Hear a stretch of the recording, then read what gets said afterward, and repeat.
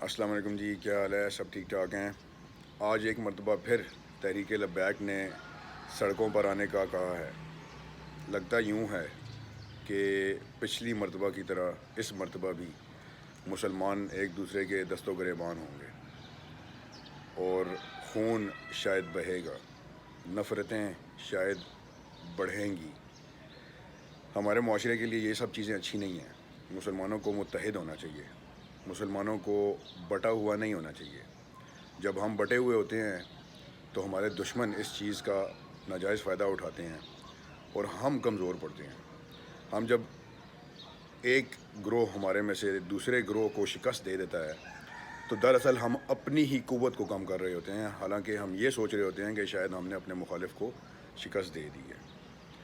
ہمارا متحد ہونا آج کے دور میں خاص طور پہ اشد ضروری ہے، اور اسی لیے میں یہ ویڈیو بنانا ضروری سمجھ رہا تھا، ورنہ میں اس معاملے کے اوپر، ایسے نازک معاملے کے اوپر ویڈیو بنانا مناسب نہیں سمجھتا۔ ہوا یہ ہے کہ ہمارے معاشرے میں دو طبقات بن چکے ہیں تحریک لبیک کو لے کے۔ مختلف سیاسی جماعتوں کو سپورٹ کرنے والے، مختلف لیڈران کو سپورٹ کرنے والے لوگ بھی جب بھی تحریک لبیک نکلتی ہے تو اس کنفیوژن کا شکار ہوتے ہیں کہ اگر ہم نہ نکلے تحریک لبیک کے ساتھ تو شاید ہمارا ایمان خطرے میں پڑ جائے گا۔ حالانکہ وہ تحریک لبیک کے ساتھ وہ سیاسی وابستگی نہیں رکھتے جو وہ اپنی سیاسی جماعتوں کے ساتھ رکھتے ہیں، لیکن جب بھی تحریک لبیک نکلتی ہے تو وہ جو نعرہ لے کے نکلتی ہے، اس عظیم شخصیت کا نعرہ، اس انسان کا نعرہ، رحمت للعالمین، اللہ تعالیٰ کے بعد جو بزرگ شخصیت ہیں، تو سب کے دل دھڑکتے ہیں، سب کا دل میرے سمیت کرتا ہے کہ جس جماعت کا نعرہ ہمارے آقا علیہ الصلوۃ والسلام کا نعرہ ہو، ہم اس کے ساتھ شامل ہو جائیں۔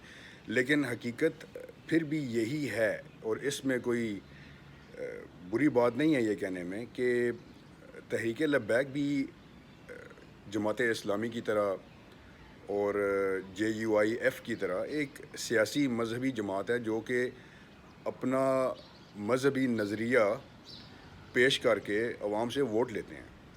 تو کنفیوزڈ لوگوں کو ہونا تو نہیں چاہیے، لیکن میں نے دیکھا ہے کہ پھر بھی لوگ کنفیوزڈ ہوتے ہیں اور وہ اپنا فرض سمجھتے ہیں ان کی ریلیز میں تحریک لبیک کے ساتھ شریک ہونا، اور وہ یہ سمجھتے ہیں، ہمارے اپنے بہن بھائیوں سے جب ہم بات کرتے ہیں تو دیکھنے میں آیا کہ وہ یہ سمجھتے ہیں کہ اگر انہوں نے ایسے نہ کیا تو شاید اللہ ناراض ہوگا، شاید ان کا ایمان خطرے میں پڑ جائے گا۔ تو اس معاملے کے اوپر میں ایک ویڈیو کرنا چاہ رہا تھا کہ آیا حقیقت کیا ہے؟ کیا اگر ہم تحریک لبیک کی سپورٹ نہیں کرتے تو ہمارا ایمان خطرے میں پڑ جائے گا؟ کیونکہ نعرہ تو رسول اللہ صلی اللہ علیہ وسلم کے نام کا ہے۔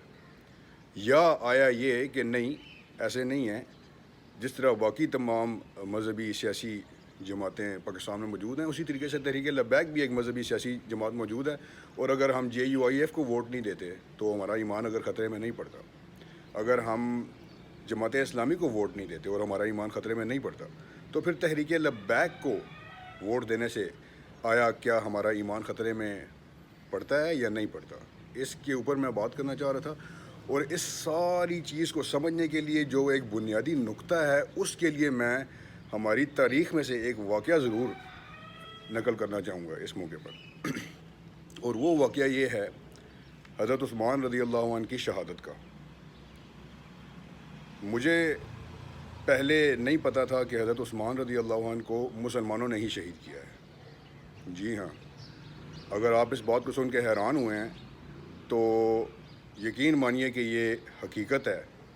آپ کتابیں دیکھ سکتے ہیں، کسی سے بھی پوچھ سکتے ہیں کہ حضرت عثمان رضی اللہ عنہ جن جیسا باحیا اور شرم والا انسان دنیا میں تھا ہی نہیں، جن سے رسول اللہ صلی اللہ علیہ وسلم نے اپنی 2 بیٹیاں بیاہی اور فرمایا کہ اگر میری اور بھی بیٹیاں ہوتی تو میں اور بھی بیٹیاں ایک کے بعد دوسری عثمان کے ساتھ بیاہ دیتا، جن کی عادت نرم، جن کا لہجہ نرم، نہ وہ سخت بولنے والے تھے نہ وہ سخت طبیعت کے تھے، انتہائی مسکین صفت انسان تھے، ان جیسے انسان کو بھی اور ان کی جو اسلام میں قدر ہے، جو مقام ہے، وہ ہم سب جانتے ہیں. تو حیرانگی ہوتی ہے کہ آیا مسلمانوں نے کیسے ان کو شہید کیا؟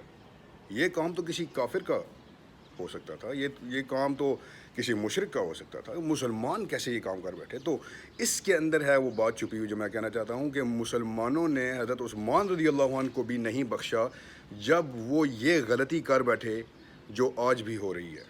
اور وہ یہ غلطی ہے کہ وہ اپنے آپ کو باقی مسلمانوں سے زیادہ بہتر مسلمان سمجھتے ہیں، کسی دوسرے مسلمان کے ایمان پر شک کرتے ہیں، اس کی محبت، اس کے رب اور اس کے رسول سے اس کی محبت پر شک کیا جا رہا ہے.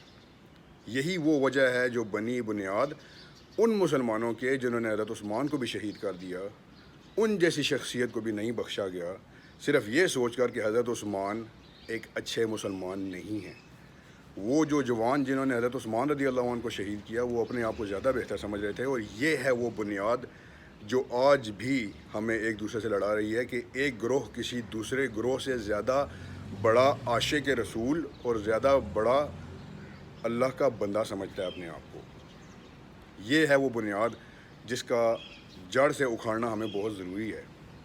اگر ہم نے ایسا نہ کیا تو ہم بھی اسی عذاب کا شکار ہوں گے جس عذاب کا شکار مسلمان حضرت عثمان کی اس شہادت کے بعد ہوئے. جب حضرت عثمان کو شہید کر دیا گیا اور حضرت علی خلیفہ بن گئے تو مسلمانوں کے گروہوں نے آپس میں لڑنا شروع کر دیا. اس کے بعد انتشار پھیل گیا اور فتنوں کا دور شروع ہو گیا. اس کے بعد ہی وہ واقعہ ہے جب حضرت علی اور حضرت عائشہ کی جنگ ہوئی، حضرت علی اور حضرت معاویہ کی جنگ ہوئی. اور سب کے سب اس جنگ میں جو حضرت عثمان کی شہادت کے بعد ہوئی، یہی ایک بات چاہتے تھے کہ حضرت عثمان کے قاتلوں کو پکڑا جائے اور ان کو قتل کیا جائے، ان کو کافر کردار تک پہنچایا جائے. حضرت عائشہ بھی یہی چاہتی تھی، حضرت معاویہ بھی یہی چاہتے تھے اور حضرت علی بھی یہی چاہتے تھے. وہ تو حضرت عثمان سے محبت کرتے تھے. لیکن پھر کیوں حضرت علی، حضرت عائشہ اور حضرت معاویہ کے رستے میں آ کے کھڑے ہوئے؟ آخر وہ کیا وجہ تھی؟ یہ بھی بات سمجھنا بہت ضروری ہے. وہ وجہ یہ تھی کہ حضرت علی فرما رہے تھے کہ ہمارا دین ہمیں یہ سکھاتا ہے کہ جب خلیفہ موجود ہو تو لوگ خود اپنے ہاتھ میں معاملات نہیں لے سکتے.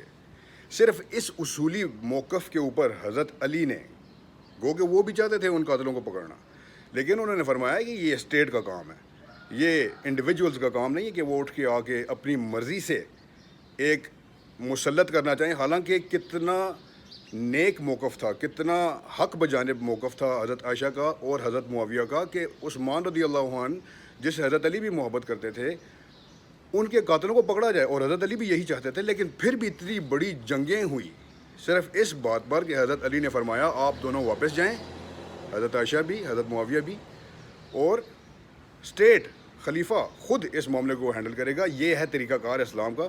اس اصولی موقف کے اوپر حضرت علی نے بھی اتنی بڑی جنگیں مول لیں اور بعد میں وہ روتے بھی تھے اس بات کے اوپر کہ آیا مسلمانوں نے ایسا کیوں کیا، انہوں نے بات کیوں نہیں سمجھی، کیوں لڑائی بنی. لیکن حضرت علی حق پر تھے، وہ ٹھیک بات کہہ رہے تھے. اور یہ بھی آج کا ہمارا مسئلہ ہے کہ ہم اسٹیٹ کے معاملات کو اپنے ہاتھوں میں لینا چاہ رہے ہیں. اگر اسٹیٹ آپ کو انصاف نہ دے رہا ہو تو پھر آپ آواز بلند کر سکتے ہیں. لیکن جہاں پر اسٹیٹ ولنگ ہو، اسٹیٹ کرنا چاہ رہا ہو، آپ کے ایشوز کو ریزالو کرنا چاہ رہا ہو، بات کرنا چاہ رہا ہو، وہاں پر جب آپ دھمکی دھونس چلانا چاہیں گے تو اس کا نتیجہ پھر ایک ہی نکلے گا، انتشار، خون خرابہ، جس میں نہ تحریک لبیک کا کوئی فائدہ ہے اور نہ جو تحریک لبیک کے خلاف کریک ڈاؤن کر رہے ہیں ان کا کوئی فائدہ ہے. ہم سب مسلمان ہیں، ہمارا کام ہے کہ ہم اکٹھے ہوں، ہم معاملات کو سمجھیں، ہم دیکھیں کہ ہماری دنیا میں ہمارے خلاف کیا کیا ہو رہا ہے، ہم ان کے خلاف متحد ہوں اور ایکا کریں. تو یہ تین باتیں سمجھنا بہت ضروری ہے. نمبر ایک کہ تحریک لبیک کو سپورٹ نہ کرنا میرے نزدیک کوئی ایمان کا خطرہ نہیں بنتا، کوئی آپ کے دین کو کوئی خطرہ نہیں ہے. بالکل ویسے ہی جیسے جماعت اسلامی کو سپورٹ ہم نہیں کرتے تو ہمیں اپنے دین کا کوئی خطرہ محسوس نہیں ہوتا. جمعیت علماء اسلام فضل الرحمان صاحب کی جو پارٹی ہے مذہبی، اس کو اگر ہم سپورٹ نہیں کرتے تو بے شک ان کا موقف یہ ہو کہ جو ان کو سپورٹ نہیں کرتا وہ دین کے خلاف ہے، لیکن حقیقت یہ ہے کہ ایسا نہیں ہے. تو بالکل ویسے ہی تحریک لبیک بھی ایک مذہبی سیاسی جماعت ہے، ایک اپنا موقف لے کے آئی ہے، تو ہم اس کو سپورٹ اگر نہ کریں تو ہمارے دین میں کوئی مسئلہ، ہمارے ایمان میں، ہمارے رسول اللہ صلی اللہ علیہ وسلم سے محبت میں کوئی مسئلہ نہیں ہوتا. ساتھ ہی ساتھ یہ بھی کہ دوسرا جو نقطہ میں نے بیان کیا کہ ہم اگر اپنے آپ کو بہتر مسلمان سمجھنا چھوڑ دیں تو کافی سارے معاملات حل ہو سکتے ہیں. ہمیں عاجزی دکھانی چاہیے، دین کو ہمیں سیکھ کر دوسرے کے اوپر اپنے آپ کو برتری نہیں دینی چاہیے، بلکہ دین کو سیکھ کر دوسرے کے ساتھ محبت قائم کرنی چاہیے، اخوت قائم کرنی چاہیے، ایک دوسرے کو سمجھنا چاہیے. ہمارے دین میں تو اپنی تعریفیں کرنا برا جانا جاتا ہے. ہمارے بڑے تو ہمیں اس چیز سے منع کرتے ہیں.